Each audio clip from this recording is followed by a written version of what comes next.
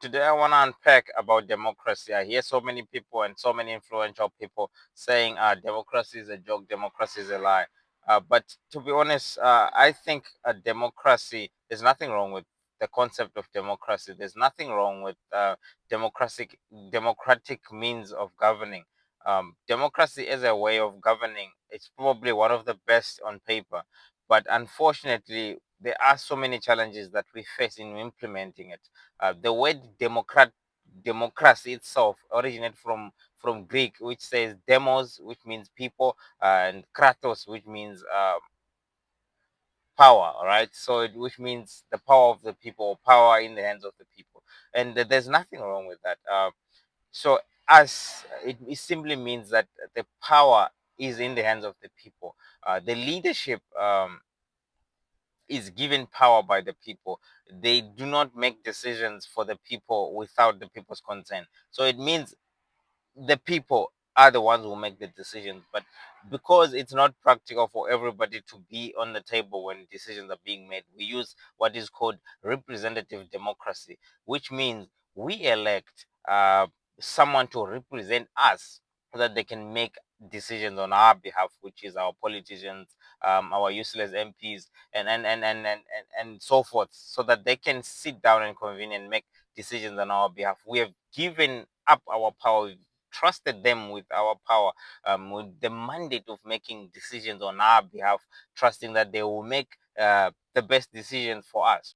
I think right there, that's where the problem starts. Right, that's where the problem starts in the world, or but West in Africa. Right, that's where the issue starts. We elect them. As soon as we elect them, they become superhuman beings. Now it's no longer about us. It's them now making decisions for us, pushing decisions that we do not agree with. Right?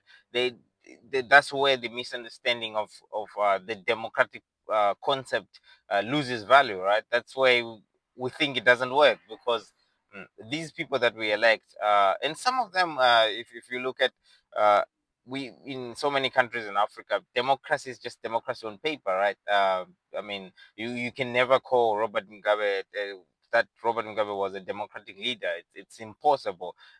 That was not it. He was putting himself into power by force and manipulating the vote, using violence, using the army, using the police to keep himself in power, silencing the people, right?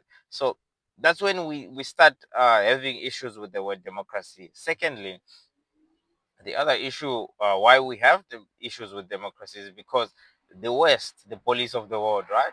They come to Africa and use the word democracy and say, because you are not democratic, we are going to put you under sanctions, or this is how you should run your government for for for you to pass the litmus test, for you, for us to approve you as a democratic country, right? They do this in the guise of caring for the people, and but it's not true. We all know that they this is just an agenda for them. It's a propaganda for them to achieve whatever they want to achieve.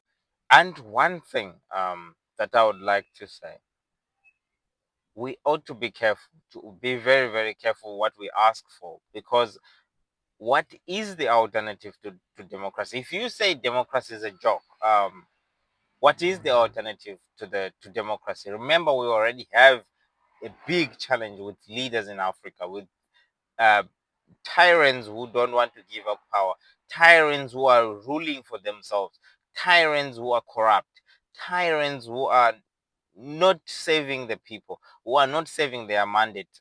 For You don't want to give those people absolute power. That we don't do elections anymore. No one can hold them accountable anymore. So before we say democracy doesn't work, we might have to say we need to redefine democracy for ourselves. We need to structure it in a way, because it's not one size fits all. We need to structure it in a way that will work best for Africa and the African situation. That will make sense. But for us to imagine that we just gonna get rid of the idea of democracy as a whole, I don't think it's a good idea, because our leaders are we're already battling with leadership, with leaders that are not patriotic to their countries and to the African continent. If you go to China, I'm sure China is a one part system. Uh, the CCP is the CCP, but if you look at the developments that are happening in China, right? It simply means the leaders of the Chinese party, the Communist Party, are patriotic to China. They are lifting the flag of China high. They think of the Chinese people. They love their country, irregardless of any other things that comes with the one party system that they run. Obviously they do a great deal of silencing any opposition in China. They silence any publicity of human human rights violations, and also us as a people, we look at it from a distance because they do a great job to window dress and not show what's inside, how they handle people who want to raise voices and raise concerns of things not being done right or not being done correctly, or when people are being abused.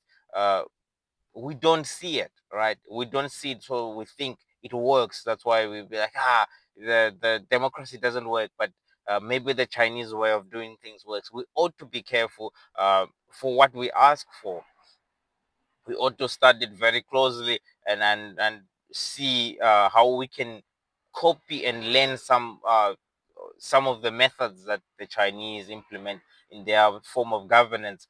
But I still think if democracy is done properly, uh, if the leaders are elected by the people and for the people, this is the best way of governance.